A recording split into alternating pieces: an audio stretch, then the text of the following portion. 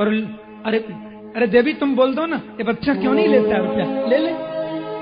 मन का रहने दीजिए। बोले नहीं हम कुछ लाए नहीं थे, हम देना चाहते हैं। तो मैया ने कहा बेटा प्रेम से बाबूजी दे रहे हैं तो ले ले। बोले मैं नहीं लेता। माँ बोली क्यों नहीं लेता? क्योंकि तुम तो 5 रुपए की बोल दी थी, ये तो 2 रुपए दे रहे हैं। तुमने कहा था 5 रुपए देखे जाएंगे, बाजार का कर्जा चुक जाएंगे तो 2 ही रुपए देते हैं। 2 में कैसे दूध वाले का, चाय वाले का सब देना है ना। मां ने दौड़ करके बच्चे को गले से लगाया। इतना निर्मल अंतःकरण, उसको ये भी नहीं मालूम, वो यह भी नहीं जानता कब क्या कहना है। मैंने उस बच्चे को गुरु बनाया, छोटे से नन्हे बालक को, और उस बालक को गुरु बना करके मैंने क्या सीखा कि न मे मानव मानोस्तौ न चिंता गेह पुत्रीणाम आत्मक्रीडा आत्मरति विचरामी बालवत।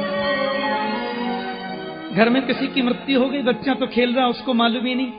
हाँ, वो तो सोच रहा है कहां गए, बोले बज्जी गए, खेलने में मस्त है। आत्मक्रीडा आत्मरति, मैं अपनी आत्मा में क्रीड़ा करता हूं, अपनी आत्मा के साथ मेरी रति है, बस मैं इधर पड़ा रहता हूं। कुछ लोग कहते हैं बहुत पहुंचा हुआ संत है, मुझे माला पहना देते हैं तो मुझे कोई खुशी नहीं होती।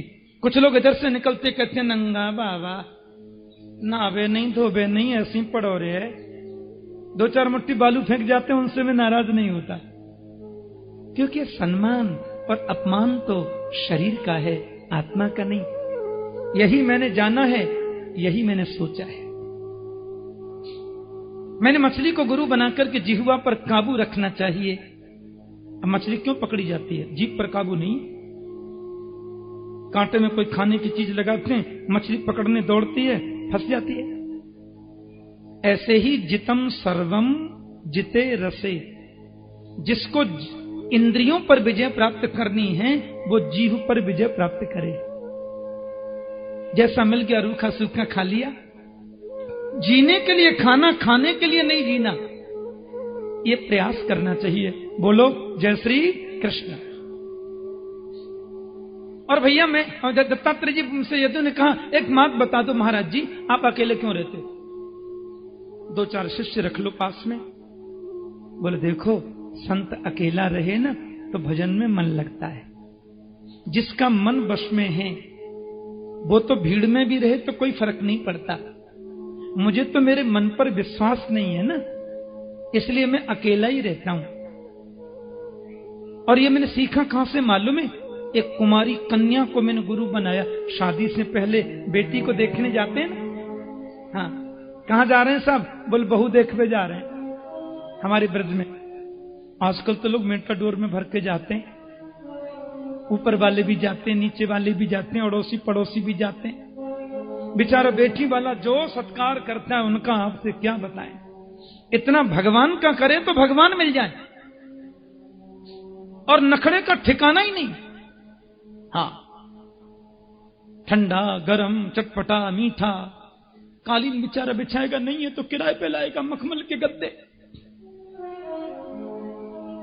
10-20 हजार इनके स्वागत में खर्च कर देगा, और जब जाने लगेंगे तो डरता डरता पूछेगा मेरी बेटी कैसी लगी?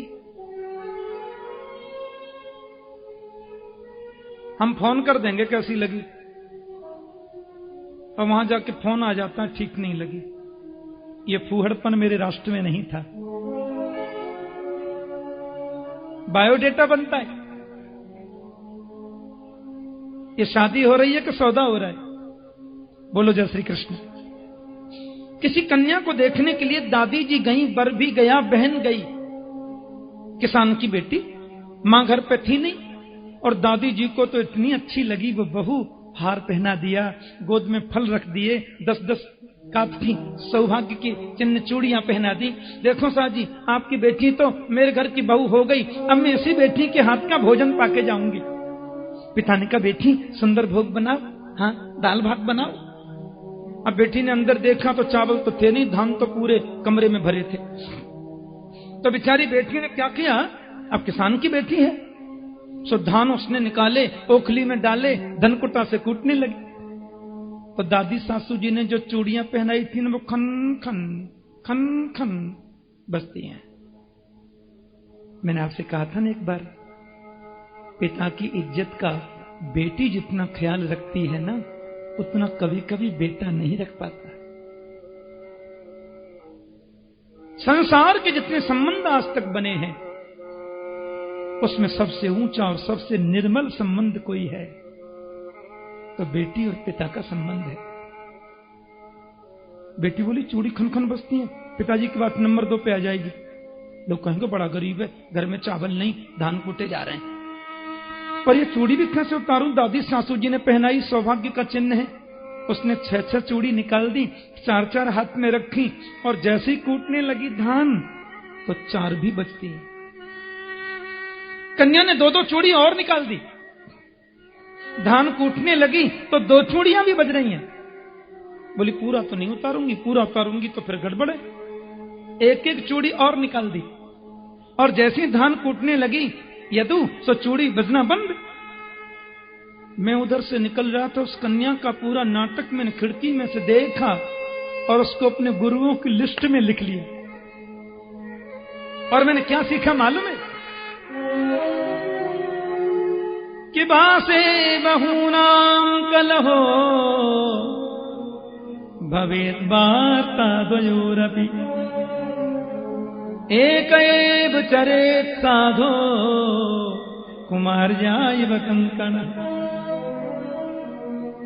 एक जगह झुंड में यदि कभी रहें तो विवाद हो सकता है, क्या मालूम। बासे बहुनाम कलहो, मन जिनका बस में उनको तो कोई फर्क ही नहीं पड़ता, भीड़ में रह लो या कहीं भी रह, और मुझे विश्वास नहीं मन पर तो कहीं कलह न हो जाए।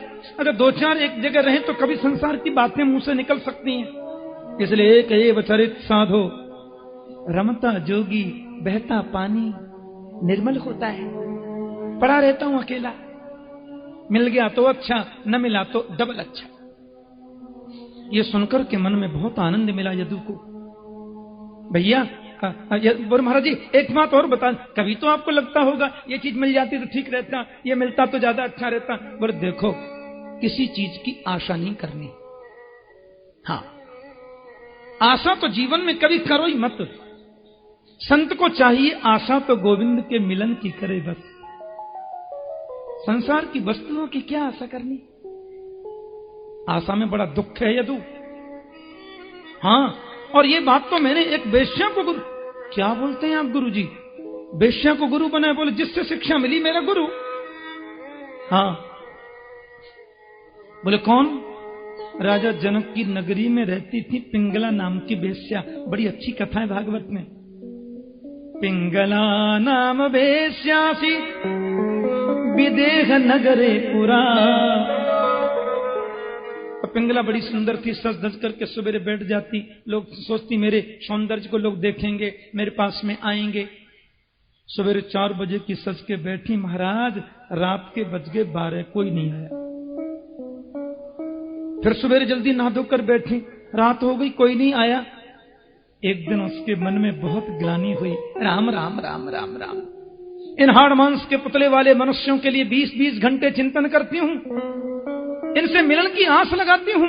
अरे जितनी आशा इनसे मिलने की लगाती हूं, उतनी आशा गोविंद से मिलने की लगाई होती तो आज कन्हैया मेरी गोद में खेल रहे होते।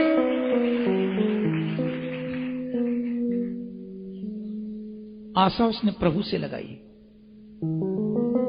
कृष्ण कृष्ण कृष्ण कृष्ण कहले मन मेरे, जन्म कोटि पाप जाए क्षण में कट तेरे। जगत बाबरे के संग बाबरो न भयरे, भगवत चरणार बिंद दृढ़ करके गहरे। बार बार कहत हूं तू सुनत नाही बहरे, कहत गोविंद सदा आनंद में रह रे। मैंने उसको गुरुओं की लिस्ट में लिख लिया बिल्कुल। और क्या सीखा आपने गुरु जी? बासे बहूनाम कलहो, सीखा क्या? आशा ही परमं दुखम, नैरास्यम परमं सुखम। यथा संचिद्य कांतासा, सुखम सुस्वाप पिंगला। आशा ही सबसे बड़ा दुख है और निराशा में ही सबसे बड़ा सुख है। क्यों आशा करे? किसकी आशा करे? मिले तो अच्छा, न मिले तो अच्छा। बाण बनाने वाले से मैंने मन की एकाग्रता को सीखा। अच्छा, कई लोगों को क्या होता है, कई लोग सोचते हैं कि एकांत मिले तो भजन करें। ध्यान देना, कई लोग क्या है कि भीड़ भाड़ को भी एकांत बना लेते हैं। एकांत मिले तो ही हम भजन करें, कभी नहीं होगा। एक आदमी मेरे से पूछने लगे, महाराज माला जपते हैं तो मन नहीं लगता, अब बिना मन लगे भगवान का भजन करें तो क्या फायदा। मैंने कहा सुनो, तुम ये सोचो कि मेरा मन लगे तो मैं भजन करूं, ऐसा जीवन में कभी नहीं होगा। मन लग जाए तो भजन करें, ऐसा होगा ही नहीं कभी। भजन करोगे तो मन लगेगा। बोलो जय श्री कृष्ण। बिना मन लगे भी भजन करो। जपात सिद्धिर जपात सिद्धिर जपात सिद्धिर न संशय। और जब करते करते भजन करते करते एक स्टेज ऐसी आएगी कि तुम्हारे सामने होकर बैंड बाजे निकल जाए, तुम्हें पता नहीं चलेगा। मन यदि एकाग्र है तो। हाँ, जापान में एक बार बहुत बड़ा भूकंप आ गया। स्वामी विवेकानंद महाराज प्रवचन कर रहे थे, उपदेश कर रहे थे। वहां भूकंप बहुत आता रहता, लकड़ी के मकान बनते हैं। अब ये प्रवचन कर रहे थे, अध्यात्म उपदेश चल रहा था, सो बड़बड़ बड़बड़ करके मकान हिलने लगा। सो जितने श्रोता थे सब भाग गए, एक भी श्रोता नहीं बचा।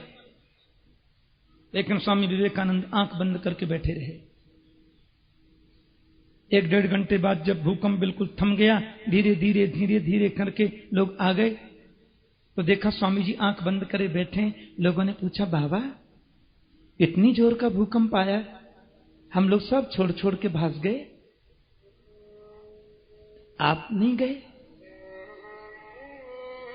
विवेकानंद जी बोले, मैं भी भागा था, तुम भी भागे, मैं भी भागा।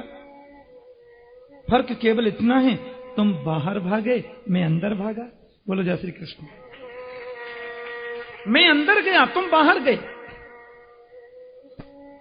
मन की वृत्तियां जिसकी अंतर्मुखी हो जाती हैं, क्या कोई डिस्टर्ब करेगा उसे? दत्तात्रेय कहते हैं कि बाण बनाने वाला भील अपने बाण को ऐसे कर रहा था, पहनाते हैं ना उसको, अच्छा कर रहा था। और राजा की चतुरंगनी सेना बैंड बाजे से सामने होकर निकल गई। किसी ने आकर के पूछा, गाजे बाजे से राजा की सेना गई, तुमने देखा क्या? नहीं था, मैं तो बाण बना रहा था, मुझे नहीं मालूम कौन गया सामने से। मन यदि कानों के साथ में नहीं है तो मंडप में बैठकर भी आप कथा नहीं सुन सकते, पक्की बात है। मन यदि आंखों के साथ में नहीं है तो आपकी आंखें खुली हैं, आदमी सामने से निकल गया, आपको पता ही नहीं चलता। कई बार ऐसा होता है ना। ठाकुर जी, वो 5:30 बजे कल आप क्या बता रहे थे? मैंने कहा बता रहा था। क्या बता रहे थे? मैंने कहा तुम तो सामने बैठे थे, तुम्हें मालूम नहीं क्या बता रहा था? बोल नहीं, मेरा ध्यान कहीं और जगह था। बैठा तो सामने था, देख भी आपको रहा था, पर वो ध्यान मन कहीं और जगह था ना। सो आप क्या बोल गए, मैंने सुना ही नहीं। देख लो, जिसको बोलते हैं ना चित्त लाए सुनो, चित्त लगा करके सुनो, भगवत में लिखा है। और जिस कीड़े को लाकर वो अपने जाल में फंसाता है, वो कीड़ा टकटकी लगाकर उसको देखता है, डर के मारे देखता है, मैं फंस गया इसके उसमें। और लिखा है कि देखते देखते देखते देखते देखते देखते वो कीड़ा भी भृंगी कीट बन जाता है। उसको मैंने गुरु बना के सीखा क्या? लाली मेरे लाल की जित देखूं तित लाल, लाल ही देखन में गई, मैं हूं है गई लाल। ब्रह्मविद ब्रह्मैव भवति, ब्रह्म को जानने वाला ब्रह्ममय हो जाता है। और अंतिम गुरु है मेरा शरीर, 24वां नंबर। बोले गुरुजी आपने इससे क्या सीखा? बोले भैया शरीर को गुरु बना के मैंने सीखा, 3 बजे गद्दी पर बैठते समय जैसा था वैसा 5:55 पे नहीं है। अब जैसा है वैसा 6 बजे नहीं रहेगा, और 6:15 6:30 तक और बदल जाएगा। ये परिवर्तन शरीर का धर्म है। महात्मा बुद्ध ने एक ही बार दुनिया का दुख देखा।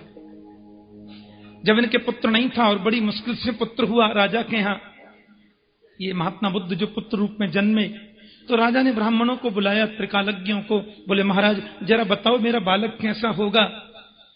उन लोगों ने कहा इस बालक ने एक दिन भी दुनिया का दुख देख लिया तो ये घर छोड़ के वन को चला जाएगा।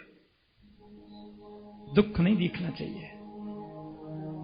ठीक है। राजा उस बच्चे को छोड़कर कभी गया ही नहीं, कहीं दुख न देख ले। बड़े परकोटा में महल बनवाया, बगीचा, कुएं, बाबरी, विद्यालय, सब उसी में सुविधा। कोई दुखी आदमी इसके सामने ना आ जाए, इतनी मुश्किल से पाला है। और बच्चे की जल्दी शादी भी कर दी, और शादी कर दी तो महात्मा बुद्ध के घर एक बेटा ने जन्म भी ले लिया। राजा बोले अब चिंता नहीं, मेरे बेटा के बेटा हो गया, इसका मतलब पत्नी के प्रति इसका प्रेम है, और वो इसको क्यों जाने देगी। अपने महामंत्री से बोले 22 वर्षों से मैं कभी किसी के घर मिलने नहीं गया, अब रिश्तेदारी में होके आता हूं, तुम बच्चे को देखना। अब चिंता की बात नहीं, वैसे घूम फिर भी सकता है। हाँ। और पिताजी के जाते महात्मा बुद्ध ने महामंत्री से पूछा क्यों जी, ये परकोटा से बाहर कुछ नहीं है महाराज, बहुत सुंदर दुनिया है।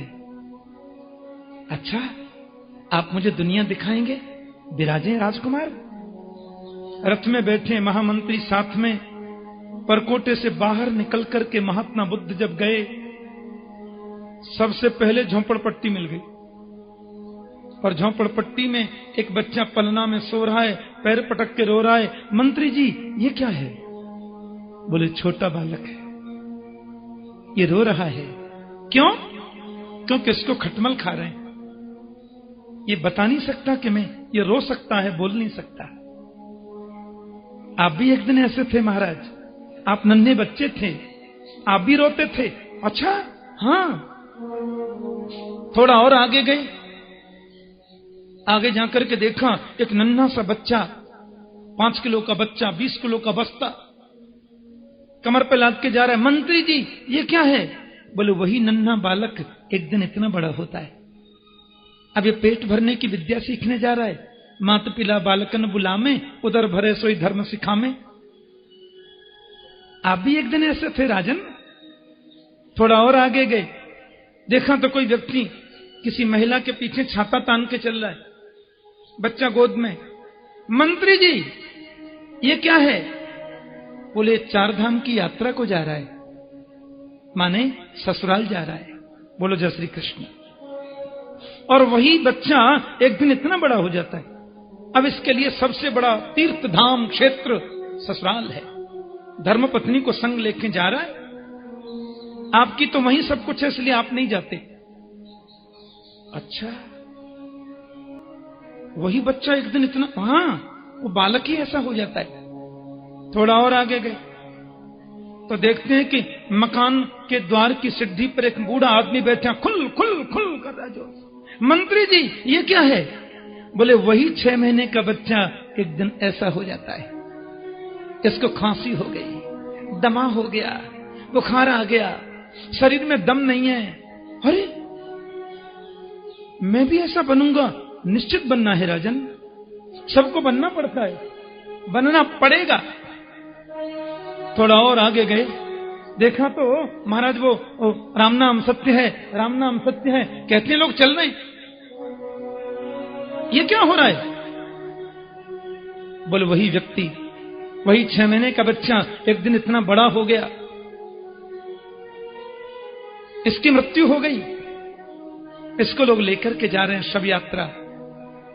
मंत्री जी ये मरना क्या होता है? बोले सर्वे क्षयांता निचया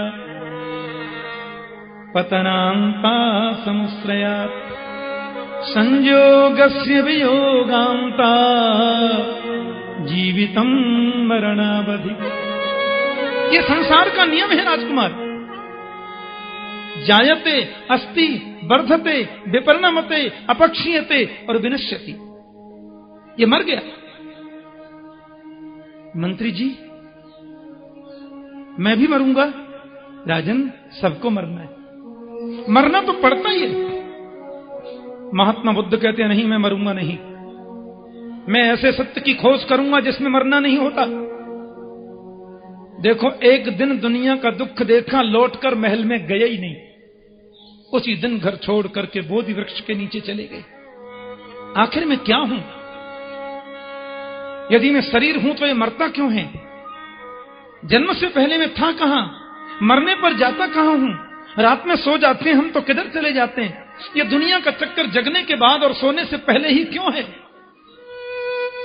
मैं कौन हूं?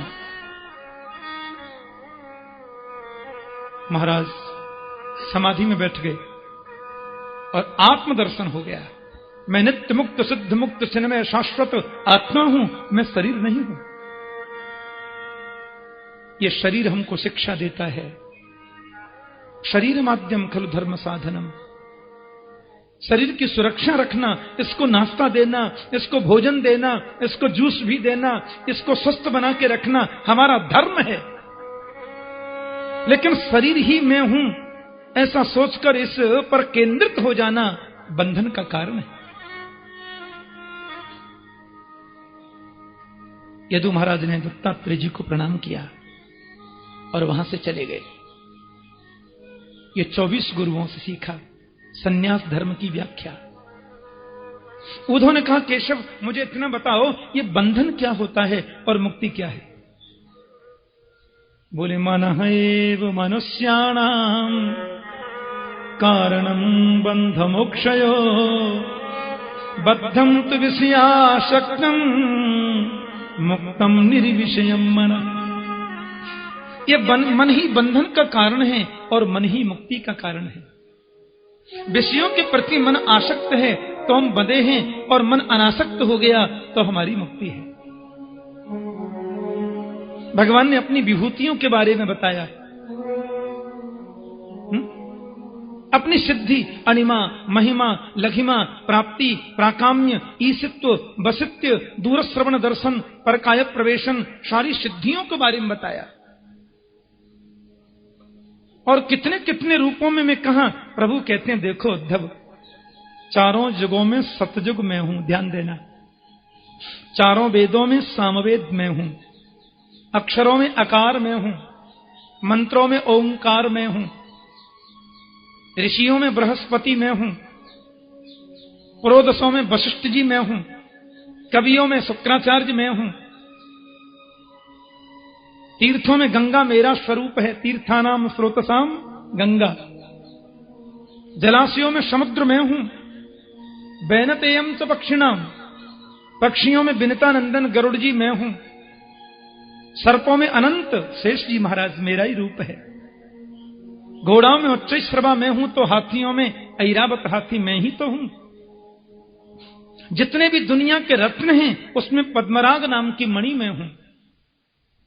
जितने दुनिया के धातु हैं उन धातुओं में स्वर्ण में हूं। धातु नाम अस्मि कांचनम। असुरों में प्रहलाद में हूं, असुरों में प्रहलाद में हूं, प्रेमियों में अर्जुन में हूं, और ज्ञानियों में उद्धव तुम भी तो मैं हूं। सालोक्य, साष्टी, सामिप्य, सारूप्य, एकत्व, ये सब मुक्तियों का प्रभु ने विस्तृत वर्णन किया। लेकिन तुम्हें एक बात मैं बता दूं, प्रेमी मुझे बहुत प्रिय लगते हैं। भक्त मुझसे कुछ मांगता नहीं है। योग चाहे तो योग दे डारो, भोग चाहे तो भोग दे डारो, मुक्ति चाहे तो मुक्ति दे डारो, पर भगत तो लेनन देन करे कछु, वाकुन टार्यो जाए। कोई मुझसे योग मांगता है तो देता हूं, योग ले जा भैया, साधना ले जा, मेरा पीछा छोड़। कोई भोग वैभव चाहे, कोई मुक्ति चाहे तो देता हूं, पर भक्त तो मुझसे कुछ नहीं चाहता। भागवत में गोविंद कह रहे हैं उद्धव से, सालोक्य, साष्टी, सामिप्य, सारूप्यैकत्वमप्युत दीयमानम न गृह्णन्ति। ये सालों के शास्त्री सामीप्य सारूप एकत्व इन मुक्तियों को मैं भक्त को देता भी हूं ना, तो दीयमानम न गृह्णन्ति। केशव हमें मुक्ति नहीं चाहिए, हमें तो आप चाहिए, हमें तो आपके चरणों का प्रेम चाहिए। आहा, मुक्ति निरादर भक्ति लुभाने। मुक्ति का निरादर करेंगे, भक्ति को चाहेंगे, गोविंद को चाहेंगे। इसलिए मुझे भक्त प्राणों से ज्यादा प्रिय होते हैं, इसलिए मुझे भक्त बहुत प्रिय लगते हैं। भगवान ने तत्वों की संख्या वर्णन करके बताइए। 4 प्रकार के आश्रम और 4 प्रकार के वर्णाश्रम का व्याख्यान किया। 4 आश्रमों में हमारा ब्रह्मचर्य आश्रम, गृहस्थ आश्रम, वानप्रस्थ और संन्यासाश्रम की व्याख्या की। वर्णाश्रम धर्म का भी बृहत व्याख्यान मेरे गोविंद ने किया और अंत में बोले भक्ति सर्वोच्च है। भक्ति से जो मुझे जानता है वो मुझे पा लेता है। ज्ञान के मार्ग में काठिन्य है। ज्ञान का शुष्क मार्ग जो है उद्धव, उसमें कभी कभी फिसलने का भय भी होता है। भक्ति में भी ज्ञान तो नितांत जरूरी है, पर भक्ति में दंभ नहीं होता, अहंकार आने का खतरा नहीं होता। अर्जुन जा रहे थे यहां से, रास्ते में अर्जुन को रास्ते में हनुमान जी मिल गए। हनुमान जी हैं राम भक्त और ये हैं कृष्ण भक्त, और दोनों ही जानते हैं कि एक ही बात पे फिर भी भक्तों में विनोद तो होता ही है। हनुमान जी बोले जय श्री राम, अर्जुन बोले जय श्री कृष्ण। अर्जुन तुमको देखता हूं तो मुझे गोविंद की कथा याद आती है। वो तुमको जब गीता सुनाई थी ना प्रभु ने, तो ध्वजा पर मैं ही तो बैठा था। मैंने पूरी गीता सुनी है। हाँ, चलो कृष्ण कथा सुनाओ। अर्जुन गोविंद की कथा सुना रहे। हनुमान जी जैसा श्रोता कौन हो सकता है। ये उत्तम क्वालिटी के वक्ता होने के बावजूद हनुमान जी प्रथम श्रेणी के श्रोता हैं। बोलो जय श्री कृष्ण। नेत्रों से आंसू झर रहे हैं। अर्जुन उनको कथा सुना रहे हैं, हनुमंत गदगद होकर सुन रहे हैं। पूरी कथा सुन ली। हनुमान जी बोले बहुत आनंद आया, योगेश्वर कृष्ण का दर्शन ही मानो हो गया, जाता हूं। जाने लगे तो अर्जुन ने प्रणाम करके कहा बदला नहीं चुकाओगे। अर्जुन बोले काय, हनुमान जी बोले काय का बदला? मैंने आपको कृष्ण कथा सुनाई, आप राम कथा सुनाओ ना। हनुमान जी को तो और भाव जग गया। अर्जुन हाथ जोड़कर बैठ गए। हनुमान जी राम कथा सुना रहे हैं। भगवान के अवतार का प्रसंग सुनाया। गुरुकुल में पढ़े, विश्वामित्र जी ले गए, गोविंद का विवाह हो गया। देखो अर्जुन, माता कैकेयी ने वनवास मांग लिया, लेकिन राम जी पर कोई असर ही नहीं। राम लक्ष्मण माता श्री जानकी वे 14 वर्ष को वन में चले गए। भरतलाल जी चरण पादुका ले आए, पंचवटी पर पधारे। ऐसा ऐसा उपदेश हुआ लक्ष्मण जी को। जानते हो शूर्पणखा आ गई, नाक कान काट दिए लखन भैया ने। उसके बाद रावण आया, माता जी का हरण कर लिया। शबरी को उपदेश दे करके राम लक्ष्मण आ गए थे। फिर राम जी को मैं मिला। फिर मैंने राम जी की मित्रता सुग्रीव से कराई। फिर मैंने दोनों की मित्रता में मध्यस्थता करी। फिर मैंने राम जी के चरणों में प्रणाम करके आज्ञा मांगी। फिर मैंने अर्जुन बोले अब राम कथा कम हो गई। फिर मैंने लंका में जाके आग लगाई, अक्षय कुमार का उद्धार कर दिया। पूंछ में आग लगाई थी तो लंका ही जल गई। फिर मैंने ये सूचना सुनाई रघुबर को। फिर क्या था, ये 100 योजन के चौड़े समुद्र पर पुल बांधना था। सारी वानर सेना लगी, राम नाम लिखकर के सब पत्थर डाल रहे। देखो अर्जुन कितना बड़ा काम है। हनुमान ने अर्जुन के मुंह की ओर देखा तो टेढ़ा मुंह करके बैठे। हनुमान जी बोले ओ भगत जी, हम राम कथा सुना रहे हैं, टेढ़ा मुंह क्या करता है? कोई खास बात नहीं है। छोटे से समुद्र पर पुल बांधने के लिए आपके राम जी ने लाखों वानरों को तकलीफ दी। हनुमान जी बोले तुम होते तो क्या करते? अरे तुम होते तुमको भी ऐसे ही करना पड़ता। इतना चौड़ा पुल बनाना कोई मजाक है क्या? बोले महाराज अहम वा अर्जुनो नाम गांडीवम यस्य वै धनु